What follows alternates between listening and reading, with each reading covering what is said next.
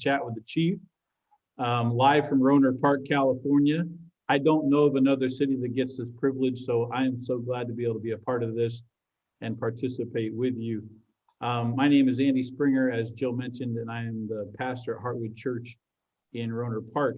As we begin, allow me to encourage you to use the chat feature like she mentioned and ask your questions. We're going to hit your questions as much as we can and as often as we can. And I want to encourage you to submit those questions to the chat area. And I want to make sure that we make sure and catch your questions first. So in light of all that, I want to introduce you to our chief. In case you don't know Tim Mattis, Tim came here in 2018. He was a Christmas present to the city of Rohnert Park. He started his first day on the 28th of January 2018, December 2018. He was hired by our city to be the director of public safety. And since his first day on the job, he has again and again proven that we made a good choice as a city. And we're glad to be able to participate with you tonight, Chief Mattis. And thank you for this good opportunity. So let's go ahead and get started and put you in the hot seat. This is my privilege to do that. So here we go. So let's begin with this. Why chat with the chief?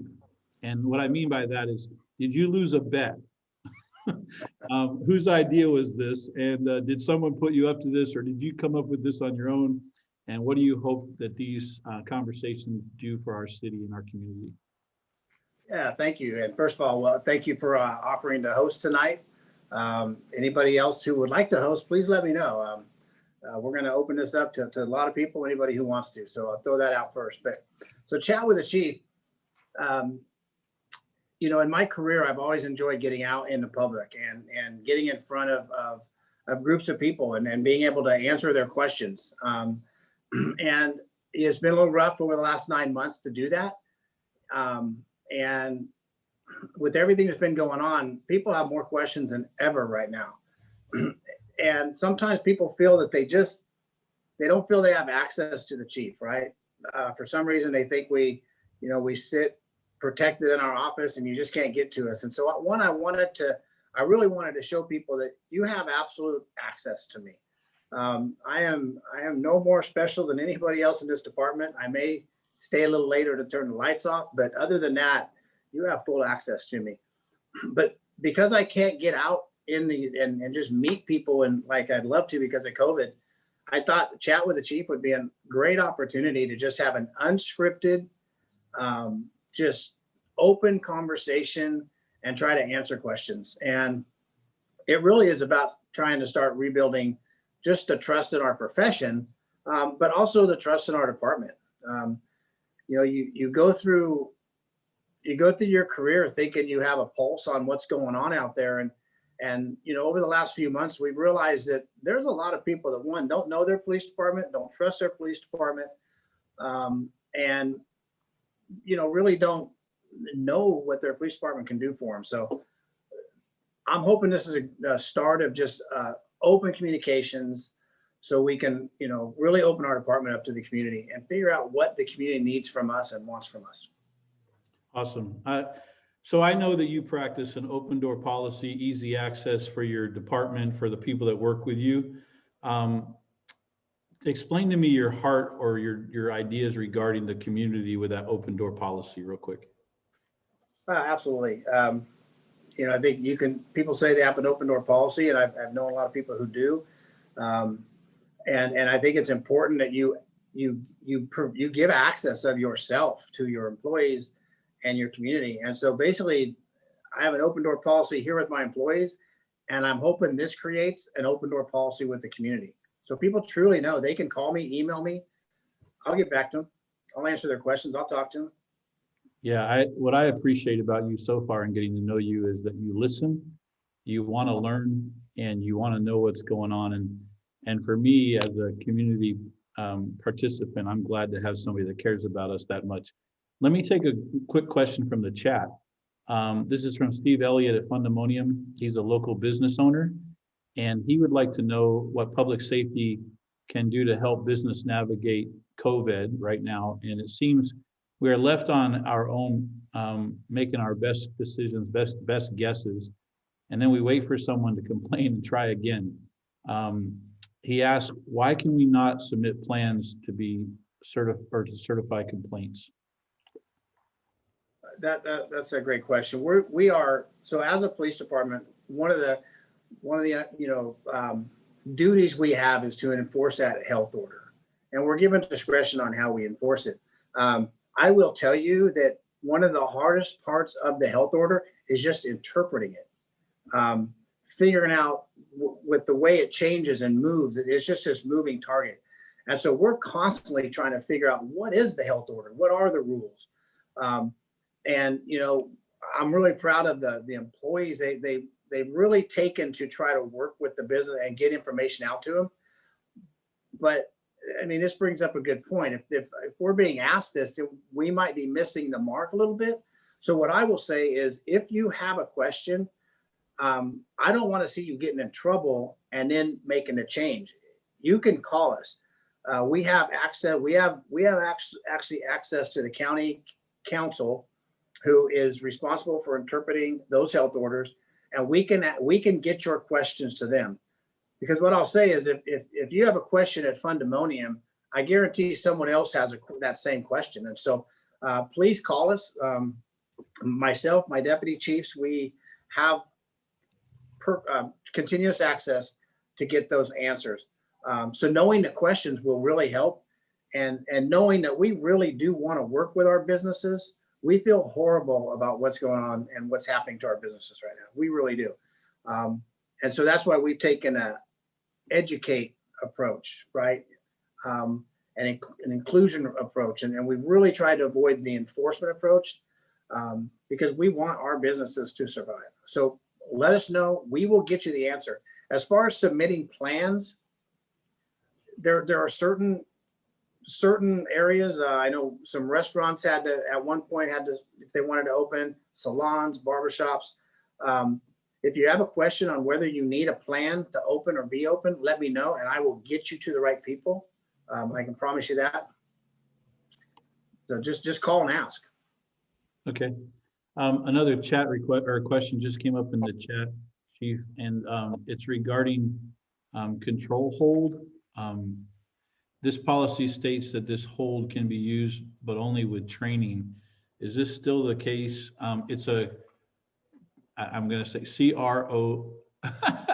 You know what he talking? CRO carotid. Thank you. It's the carotid restraint, right? If so, in light of the George Floyd death, is the use of that control hold being considered more or looked at closely? Yeah. So I believe that whoever got that got it probably off the city website. If you go to the police department, go to the actual. If you go to the city website and go under City Hall, go to Public Safety. On our transparency page, we have the most up-to-date policy on there, and you'll see that the carotid restraint is prohibited.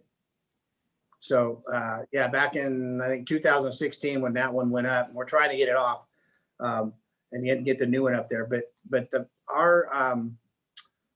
the policies on the public safety website are up to date, and the carotid hold, right after that happened, we took a look at it, and it's no longer used in our agency at this point. Yeah, so the same person emailed me before this meeting and mentioned that she was looking online at the manual that's due 2016. So you're right, 2016.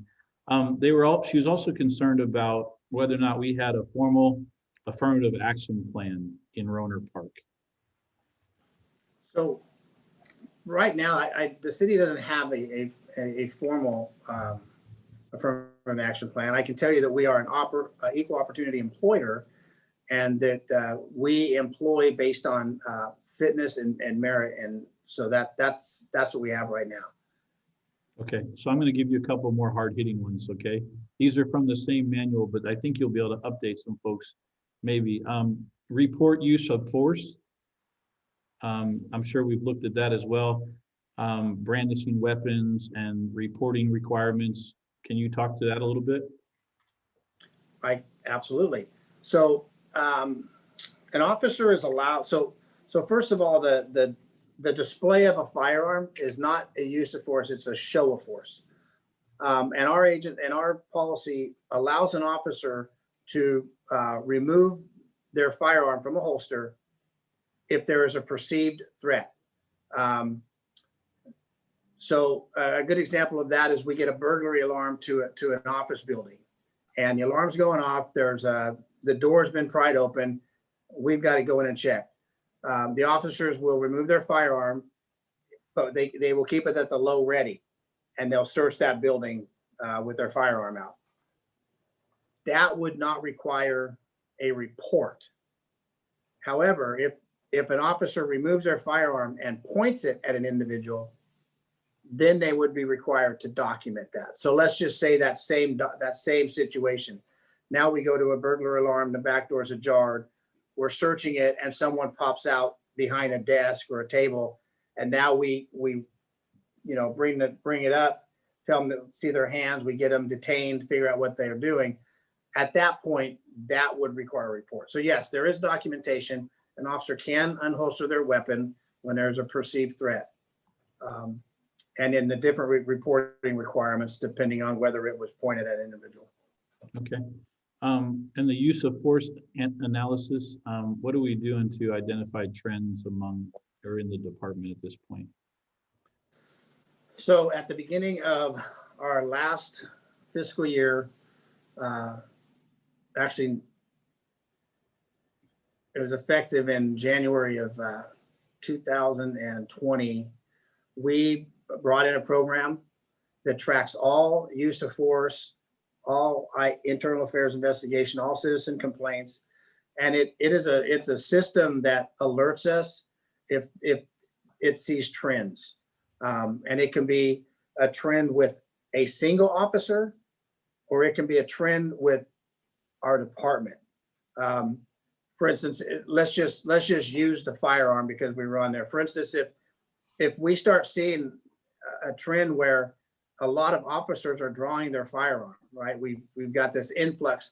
We go back in and we start looking and looking at what the keys are to that to determine, did we just go through a period of time where there was a high level of criminal activity, or are we maybe losing our ability to de-escalate and we're going to something too fast? So this program gives us the opportunity to really watch the trends and what's going on as far as our use of forces, our citizen complaints, how are they going, and are we seeing consistent things that we can address through training or other means. Great. There's a little bit of a follow-up to these questions.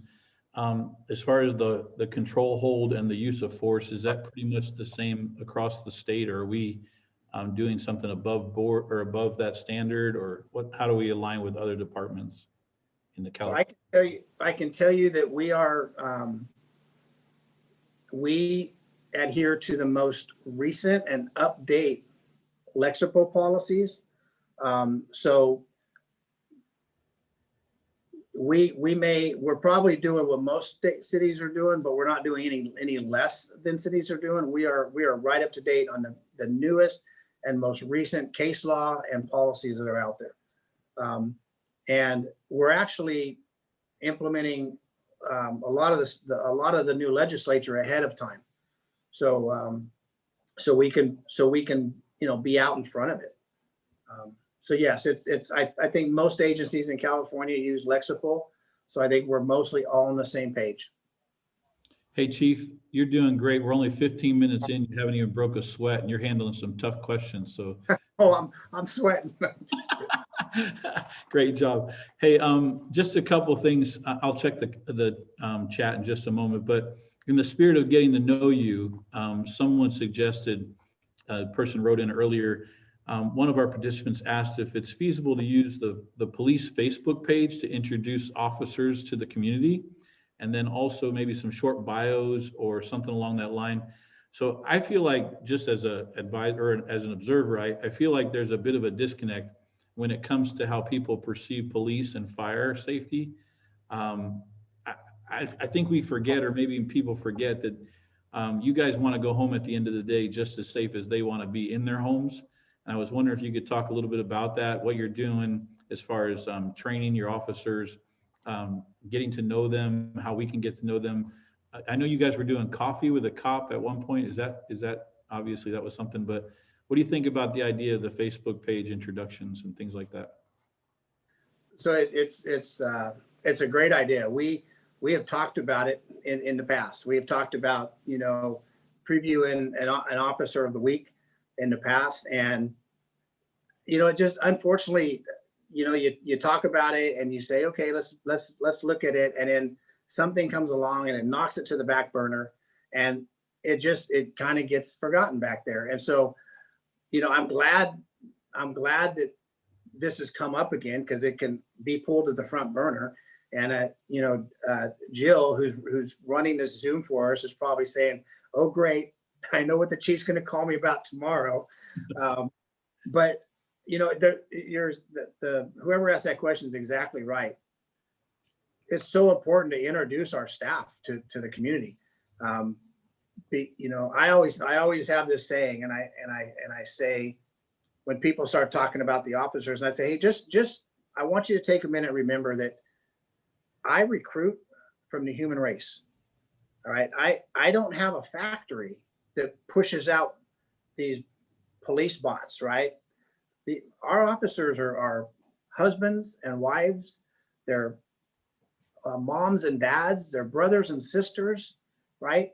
They're, if you're like me, grandparents.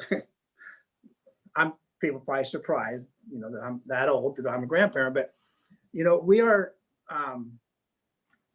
we're members of the community. We're soccer coaches and lacrosse coaches, and so it is important for the community to know who's policing them, because we don't go home and plug in and hide in the closet. We're not police bots. We're people, and so what a great idea. And I'm glad someone brought that back up, because if people want to know, we got to get that out. As far as Coffee with a Cop, yeah, that was a great program. COVID has just shut all that down. Yep. And I had a supervisors meeting today. We do it once a month with all the supervisors in the department. And one of the things we talked about is, what we want each other to do when you come to work today or tomorrow or the next day is, what am I going to do today to make what we do better, to make this department better, to make our officers better, to make myself better. And one of the discussions was really start reconnecting with the community, right? It's like, if you just go into one business a day, or if you see one person out mowing their lawn or raking leaves and you stop and talk to them, that's going to make a difference. So, this person's exactly right. We have an obligation to introduce our staff to the community. And so, Jill, we will work on that. Hey, Tim, while we're talking about your staff, do you mind talking a little bit about basic police safety, why it's important that we really respond to them in a cooperative way so that things don't get out of hand? I know your officers are trained in different interactions, but I think it's on my heart about the safety, not only of the person being interacted with, but your officers. They're trained for safety for everybody in the situation. How can we help you guys in those situations? So I think anybody who woke up to the news this morning and it just heard that, and I don't know all the situation. I don't know everything that happened last night, but a Sacramento deputy was shot and killed last night along with his canine on a traffic stop, right? Pulling someone over, and that it turned into a deadly shooting. And so, that's, every time we see those stories, they get logged somewhere, and we start knowing that bad things can happen on traffic stops and ped stops and stuff. So we have certain safety things that we train officers in to try to prevent those. And sometimes they look like we're, the way we stand or the way we approach somebody or the way we blade off, it could come off as we think they're a bad person, or it's just that we don't usually know. right? You know who you are. We don't know who you are. And so a lot of times when we start a car stop or something, we're starting at a high level of safety. And as that car stop or that pet stop moves through and we feel comfortable, those lower down. So I would just say that try not to jump to conclusions. All right. Because generally we're doing our job in a way that we know we can go home safely, right? But we're trying to do it respectfully and professionally. And understand that if we don't do that, if we're rude or we're unprofessional or we you believe we use force that we shouldn't have, there is absolutely a process in place for you to voice your opinion, but it's not at that time. It's not when it's happening. That's just escalates it. But I promise you that when it's done, if you feel you've been wronged or disrespected, there's a process to go through. And I value that process. And we will look into every complaint. So that's all I would ask is that if you feel the officer was out of line at that time is not a good time to handle it, because it's just going to turn to conflict. You have your time and you will have my ear. So I think that's the best way to look at it. And just, look at, a lot of times you don't know what the officer knows. A lot of times, we're looking for somebody and you're walking down the street and you match the description, you're not the person, but we don't know that. We've got to get through that first and then we'll move on. But just trust that the officers aren't out there trying to harass you or give you a hard time. They're really just doing their job. And they do their job with the idea that at the end, they just want to go home to their family at night. So. Yeah, it's about public safety. And yeah, I appreciate that. I'm going to shift gears on you a little bit. I've got a question from a local business owner regarding homelessness. And I've got a couple other questions that were fielded ahead of time to go on with that. So Jean at Calskate has been closed down since March, and she's got a problem. She's got an increased difficulty with homeless people sleeping on her property, along with homeless and others leaving trash and unwanted belongings on her property. So she's wondering if you have any suggestions on how to deal with this issue. Yes. I think the person who can solve these issues will actually make more money than the lotto is going to give tonight to a winner. That's the $1 million question. So we take a very proactive approach to try to address the unsheltered and the homeless in our community. And we work with a team, Catholic Charities and Host, to try to help get these individuals into shelter. Unfortunately, there's more individuals than there are shelters. And so a lot of times we're kind of just push them around the city, right? We're just moving them around. And when we move them off the public property, they move on to the private property and vice versa, right? When private property pushes them off there, they move. So it's kind of this game back and forth. I would encourage you to call us, because it at least gets us involved, and it can start the ball rolling of trying to get the services to them that they need. And also trying to make sure that, you don't get carte blanche out there. You just don't get to act how you want. There are some case laws that protect you and your property. And we definitely, abide by that. But you need to let us know so we can get out there and at least start making those first contacts. Michelle from the city, code enforcement, does an excellent job of working with the landowners and working with public works to try to get stuff cleaned up. So you can call the police department, you can call City Hall, but call us so we can get involved. And we're seeing an increase, especially around the businesses that have been closed down for a while, because there's not activity there. When there's not activity, the unsheltered tend to drift that way. But you're not bothering us if you call us. We want you to call us so we can help you solve that problem. A lot of times we're very familiar with the person there. We have a good relationship or rapport with them, and we can get them to move along and continue to push them into services. Yeah, that was one of the other questions. Does public safety spend much time on calls with those experiencing homelessness? And you just answered that. We're open and ready to go whenever you need us. So I won't bother you with that one. But Well, I can expand a bit on that. So not only public safety, but actually don't be surprised if you see members of command staff out there. This is an all hands on deck thing. You'll see myself, you'll see the deputy chiefs, you'll see the lieutenants out there addressing it also, because it gets overwhelming for the PSOs to do it, and they've got their other jobs, they've got other calls to handle. So it is from the top down. We are trying to address it, and not only public safety, but City Hall. The assistant city manager is deeply involved in the homeless process. We have a housing specialist who's deeply involved. So public safety and citywide, we put a lot of resources and a lot of time into trying to address the unsheltered. this may not be something you have right off your cuff, but this person asks, is there data that compares if in the numbers of calls that we typically get with other communities our size? And then does Rohnert Park experience a large number of unnecessary 911 calls because of those experiencing homelessness?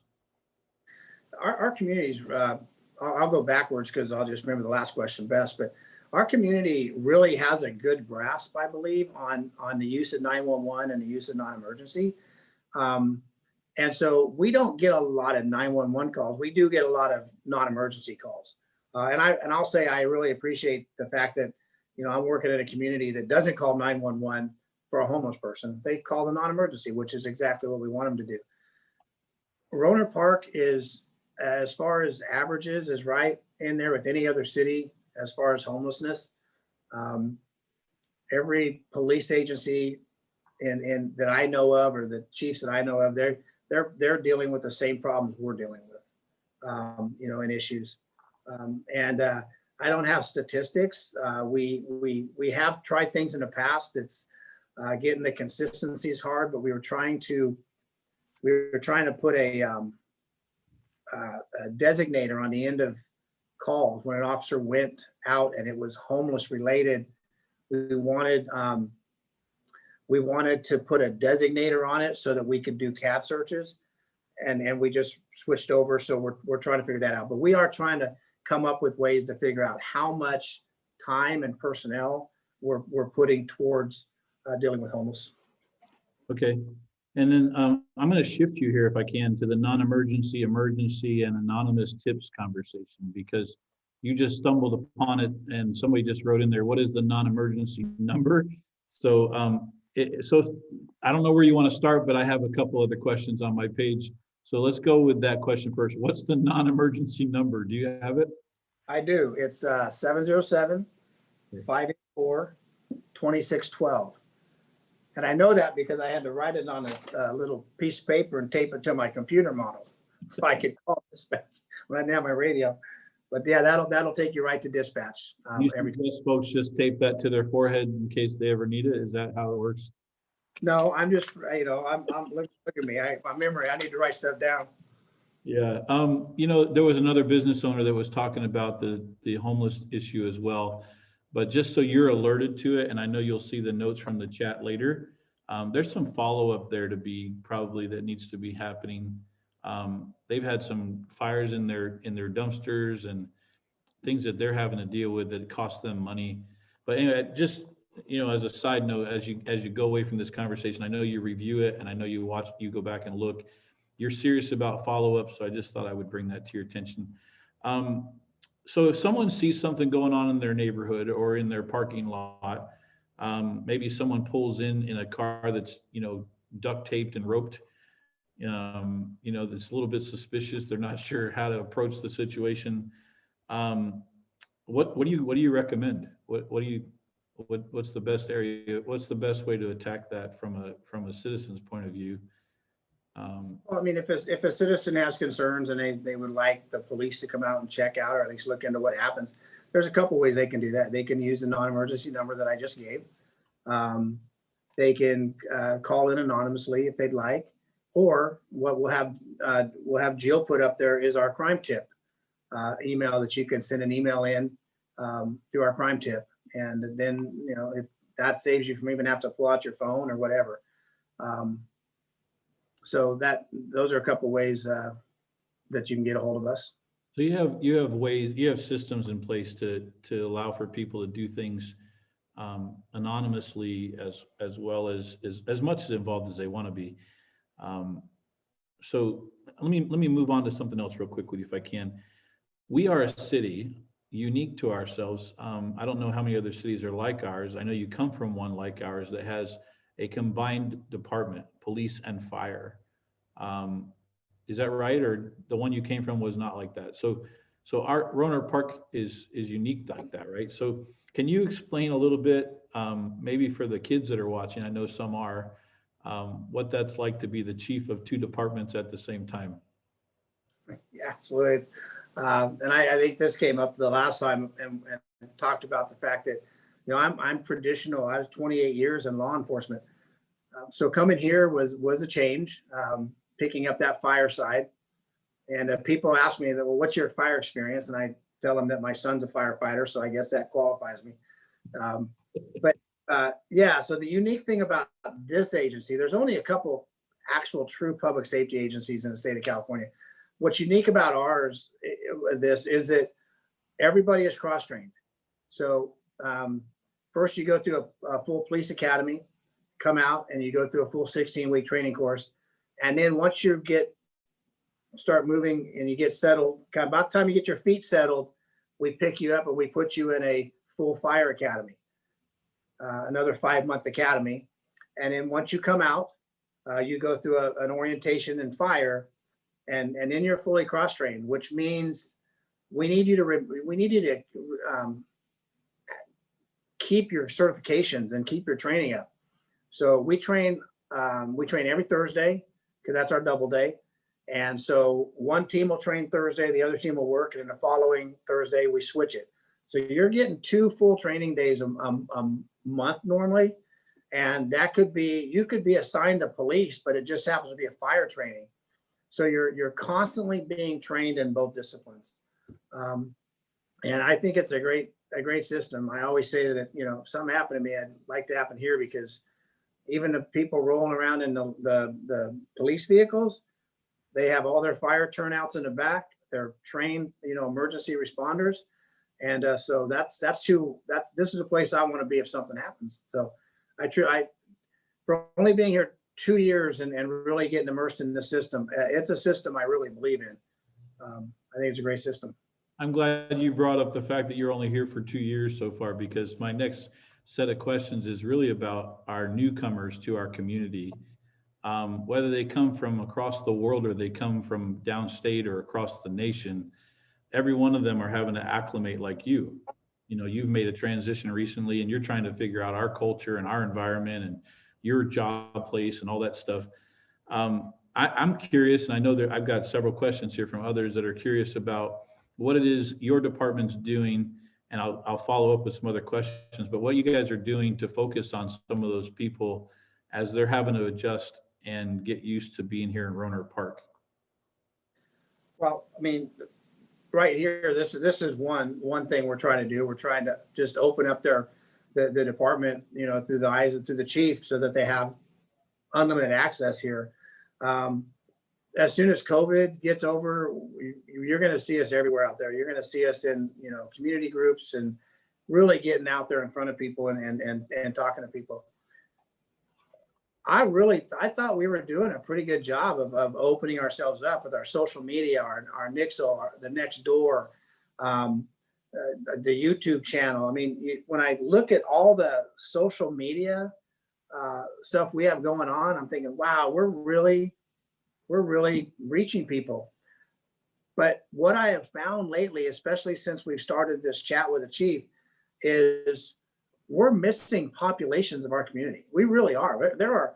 there are people out there who don't use any of the stuff we're using, right? And so here I think we're getting information out, and I'm really learning that we got to do a better job, and we need to be more open, so that newcomers, long-term residents, builders of this community know how to get a hold of us and know where to get the information that we're sending out, because we're not always putting it in the right place. And really, I'm hoping, you asked me what I'm hoping to get out of chat with the chief, is we learn that. I want someone to tell me, you're missing my community. You're not getting to me. Right. So I can sit down and say, how do I get to you? How do we do this? Right. So hopefully, we are the friendly city. So people are talking out there and they're learning about this. And if they say, well, where's the public safety department? Someone's saying, go down there, meet the chief, meet him. But so I would say, hopefully we're opening up our department, but we have a ways to go. But I need help. I need people to tell me where I'm missing a mark, so we can fix it. Yeah, and I know in your preparation for a chat with the chief, you've been reaching out to leaders in different communities to help you do that. And I want to commend you for that, because that's not an easy task. And you're going to open up a big bunch of information and have to figure that out. And, Lupe being here as a translator, I'm just glad she's here to help. But we were talking earlier, and there's some needs that are just things that we just kind of overlook because we're not newcomers in town. We kind of got used to things the way they are. And when you show up in a town and, if you don't speak the language, if it's not your first language, there's all kinds of barriers that are set up naturally. And I'm glad to hear you talk like that, because frankly, number one, you're not Superman. Number two, you're not all knowing, and having a community be able to open up your door and walk in and talk to you about real needs, not complaints just to complain, but real needs, and even come up with solutions, I think is awesome. So do you have any, I was going to ask this, and I'm not sure if it really helps, but are you working on some processes or some things right now regarding the things that you're seeing, or are you waiting? I don't say you're waiting, just sitting around, but are you needing information more than anything right now? Well, I think the more information I get, specific, like I said, I'm not afraid. Not one bit afraid of someone coming and saying, Chief, you are missing the mark here. You have completely missed getting this information to my community out here, or my section of the city, or my neighborhood. It won't hurt my feelings. It really won't, because it helps direct and guide me. Yeah. But until I get that, I'm just kind of in the deep end of the pool, and I'm swimming in a direction I think I need to go. I will say that over the last, well, we're doing this the first and third, so this is the last 5 weeks maybe. I have definitely learned some of the places I've been missing the mark. And so I've been trying to address that, but they're little, they're baby steps for me. And so, I'm hoping, I'm just encouraging people to reach out to me and leave me a message if you don't want to talk to me, or email me. Jill puts my email address up every week, and just let me know, hey, if you do this is a way to get into this community. This is how we communicate, or get a hold of this person. They have a real good pulse on our community. And so, hopefully this chat with the chief will be bigger than the last chat with the chief. Yeah. And we just keep growing it because we're actually getting to more of the community. Chief, I don't want to be guilty of calling you an old dog, but you have killed that philosophy that you can't teach, people new tricks, right?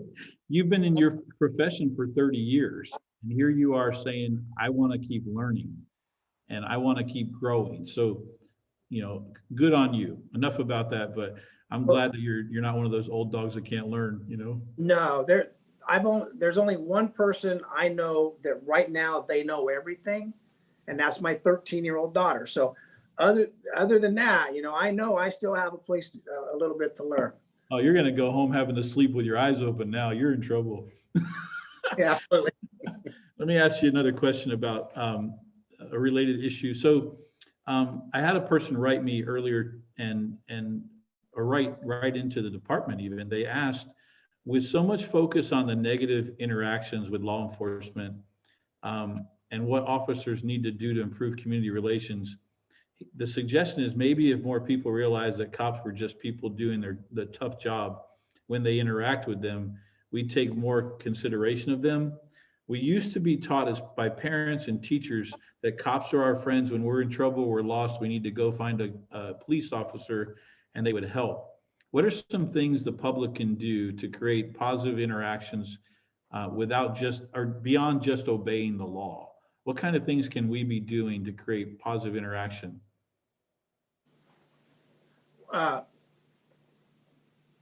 this part of what we're doing here is we really are trying to build trust in this profession. I really believe that the Rohnert Park Department of Public Safety polices in a very professional and respectful manner. We're not perfect. We make mistakes. We learn from those mistakes. But we really pride ourselves in hiring great people. I always believe that my hiring philosophy is I hire for character and I train for skill. Because I believe you can take people and teach them the skills to be a police officer or firefighter. I can't teach good character, good ethics and morals and integrity. So I look for that. And I believe we have that here.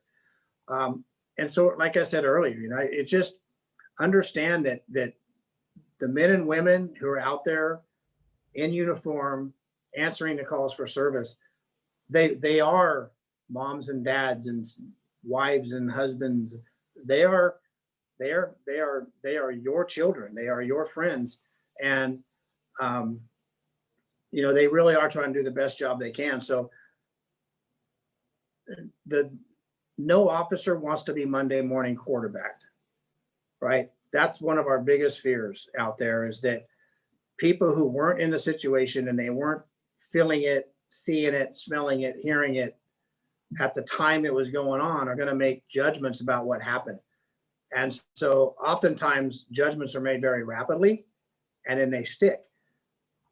So I would just say it's just important to not rush to judgment when you see things happen out there, and trust in the fact that there are processes in place within our department to evaluate those actions and decisions that were made by our officers and to take appropriate actions on them.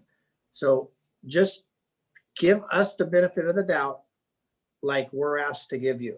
That's what I would say.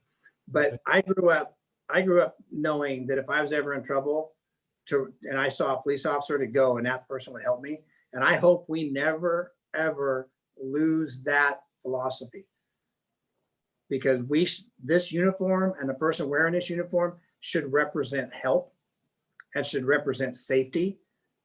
And so, one of the things that used to just, that it hurt actually over my 30 years, whenever I saw this, it just hurt, is when I would walk into a restaurant or I would walk into a store or I would be somewhere and a child was crying or acting out, having a bad day, right? And I would walk in to get my lunch and the parent would see me and they'd tell the child, if you don't stop, I'm going to take you away, right? And, there were a lot of times where when I had the chance, I'd pull the parent aside. I said, if you could not say that, because we want that child to look at us as as a safe zone, right? And then they would say, I didn't even think about that. I was just trying to get them to calm down. So, just let's not ever lose that. I would hate to lose that philosophy that kids don't feel safe around police officers. As I've gotten to know you, Chief, one of the things that I appreciate that I hope that those that work around you and work with you would mimic is your willingness to be out there and rub shoulders with people and get to know people and be where they are. Because like you said earlier in our conversation, the more your officers do that, the more that relationship bridge gets built.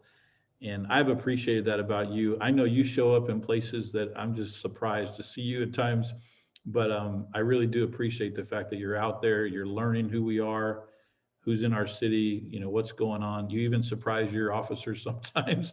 So I just love that you're out there, kind of like a watchdog, real quick. So if you were we can't do this today because high schools are kind of shut down, but I remember as a high schooler, officers used to come in and give talks, and they would tell us things, how to interact with them. They talk with us about things. I guarantee you, my mom and dad taught us to how to interact with authority. Yes, sir. Yes, ma'am. Look them in the eye. Use their last name. All the things that old-fashioned guys like us, learned as kids. But I don't know. I don't want to get into teaching people how to parent, but are there some things that we need to be telling our kids when it comes to interaction with officers that would just help you guys along the way? Well, I think, just having honest discussions with your children. And, I think most children have a positive image of police. But, I know if I ever went home and my daughter saw, an officer on a TV or something like that and said, oh, I don't like cops. I think my first question would be, well, why? What happened? And have a discussion to find out whether it was actually her opinion or it was just someone else's opinion who's now she's taken on. So, just having positive conversations about feelings about police, or what are your feelings about police? Because kids right now, they're inundated with information, right? Both good and bad, but with everybody having a cell phone out there and the police video out there, what I normally see on the TV isn't the officer helping the lady across the street. That's not the video that gets shown. It's usually something, where it's showing an officer in a bad light. And it's usually a snippet of it. So you don't see what led up to it or what happened after, and then opinions are formed there, right? So they're inundated with this information day after day after day, with, TikTok and Instagram, and I'm so far off the mark, I don't even know them all, but they see it all the time. And so, we have to kind of, as a parent, I like to counteract that a little bit with having discussions, with my daughter about, if they say, oh yeah, there was a police officer came on campus today. Oh, what happened? Did you talk to him? Yes or no? And so that I want to make sure that they're forming their own opinion. They can have their opinion, but at least make it yours and know why you feel that way. But I used to, before COVID, and in most of my career, go into classrooms and talk and different levels, different grade levels, from high school to elementary school. And I don't ever remember going in and saying, hey, these are kind of the rules, to live by, right? Those parental rules, if you see a police officer act like this and do this. But I do know that the best discussions I have were when we just did this. We just had a discussion, and they could ask me about where I went to high school or what I did. Am I married? Do I have children? What are my likes, my dislikes? And because I think people they form a different opinion about their police officers when they know them on a more of a personal level, and they can relate to them. And it's like, oh, well, yeah, we both like motorcycles, or, oh, I guess he is just a regular human being when he's not wearing that uniform. So I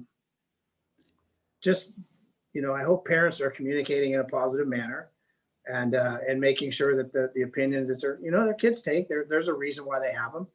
And I hope we're doing things that are giving our youth a positive image of us. Yeah. We buy some of that too. So it's not all them. We buy some of that, and we have to be aware of it. We have to get better too. So I got a couple of closing questions for you, and there are some questions in the chat that I think you're going to want to revisit later. First thing I have is, what do you like most about serving in Rohnert Park? What's your favorite thing about your job today? And you're allowed to, tell me what you told me. You might not even remember what you told me. I asked this to you about a week ago. What's your daily, so no, this is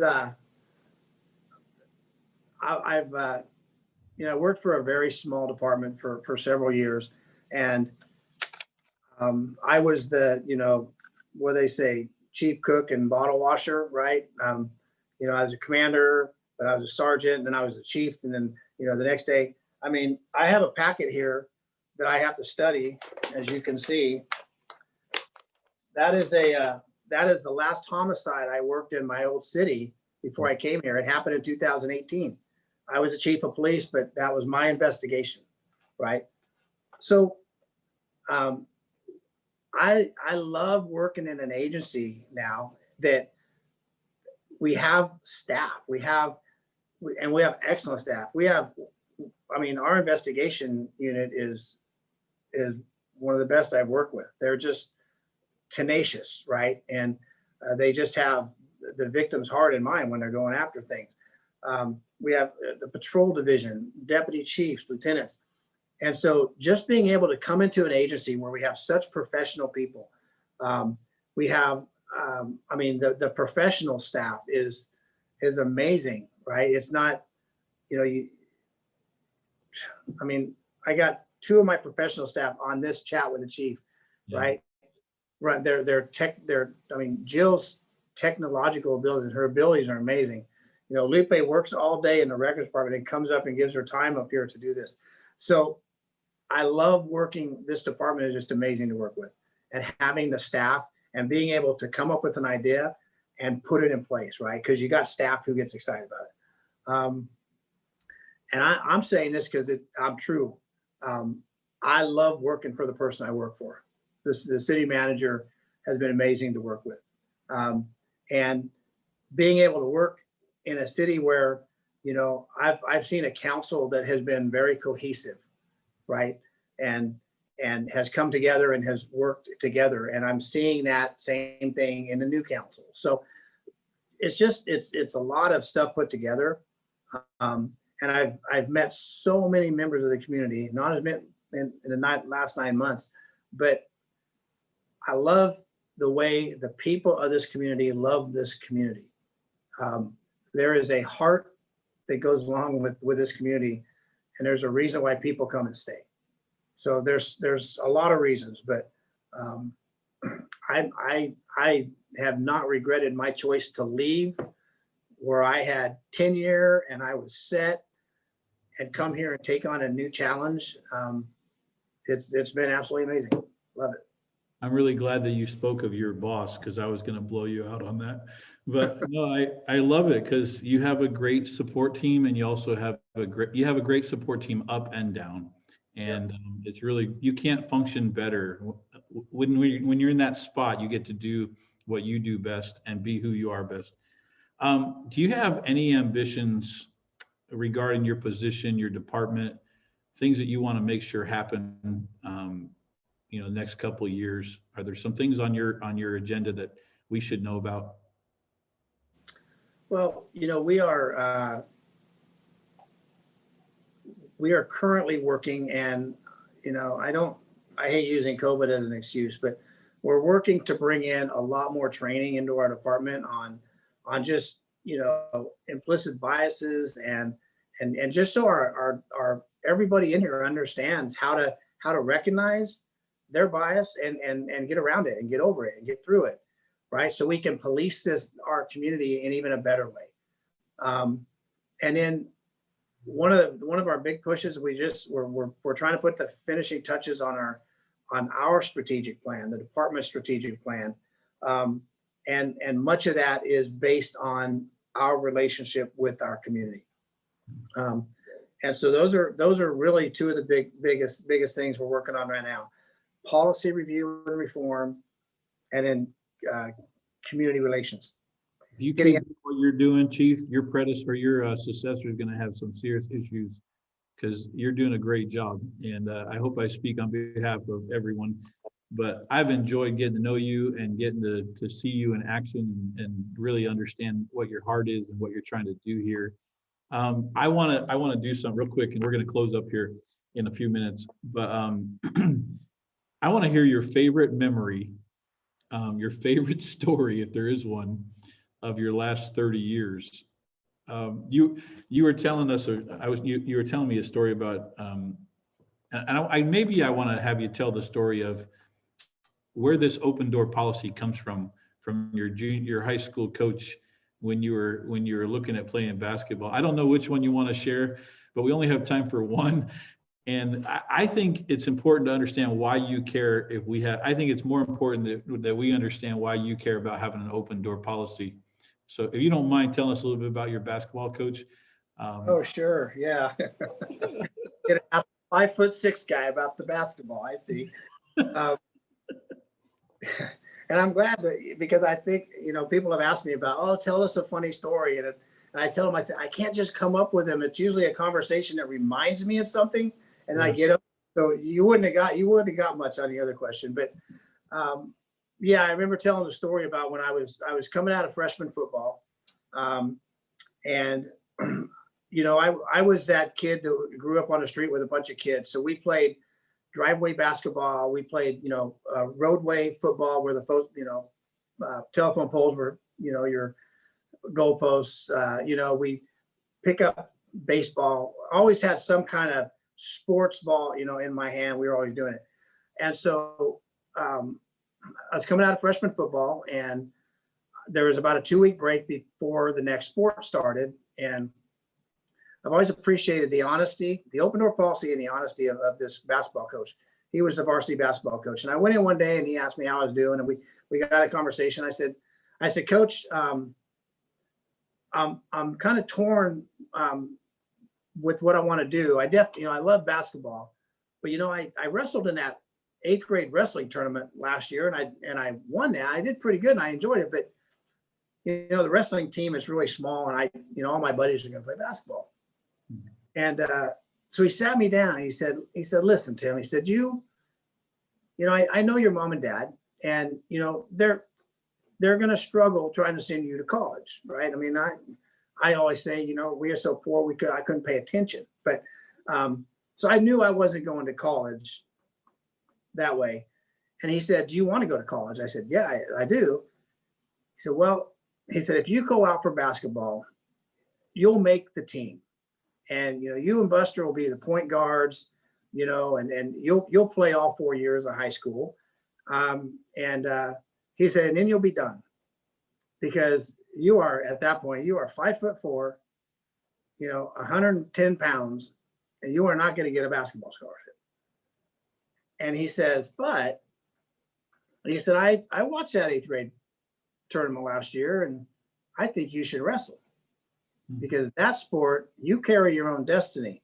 And if you work hard and you do what you're supposed to, you can go to college that way. And I just appreciated that, that one, I could walk in and have that conversation with the varsity basketball coach as a freshman, and two, that he was honest with me. Right. And so I wrestled. I chose wrestling. I took his advice, and I chose wrestling. And so, without bragging, you managed to get your college scholarship, right? I got a full ride scholarship. Yeah. A few other awards around your neck, right? What's that? A few other awards around your neck. Couple, yeah. In other words, I'm really glad we're friends, because I don't ever want to wrestle with you. I always took away from that, and that's one of the things I talk to my my command staff with when we have to call somebody to have a conversation. Is I say, because I mean that was a tough conversation, right, for me to have, and for the basketball coach to say, hey, this is your better choice. But one of the times it always told me that having those tough conversations and being honest with someone will work out better in the long run, and so for me, it did, and my parents were glad, because I think that really explains chat with the chief, and the fact that you're not afraid to have the hard conversations. You're even opening your door to those conversations, and you've handled some tough questions tonight, and I'm sure there'll be more for you to handle. But I appreciate your honest, your open, and your respectful communication with us. I really appreciate what you're doing for us as a community. And unfortunately, we're out of time, I think. But you exactly. I did see one chat go up there, and it was asking about an officer, whether Yeah. officer worked here, and I just was gonna state, because I don't know how to get the answer to that person, but that officer's left the department and has gone on to other ventures and doesn't work here anymore. Yeah, I'll close with this because this is something that's important. If you didn't get your questions answered tonight, Officer or Chief Mattis wants you to know he'll follow up. He'll do what he needs to do to help you with the answers. And again, his door's open. So thanks a lot, man. This is fantastic. Thank you so much for this service. You bet. Love it. This is I look forward to these. So we'll see everybody on February 2nd. I look forward to the next one I get to do because I'm going to come in with you in harder questions. All right. Thanks. I appreciate it. Jill, Lupe, thank you for your support. And thanks everybody for coming tonight. Thank you. Good night. Night.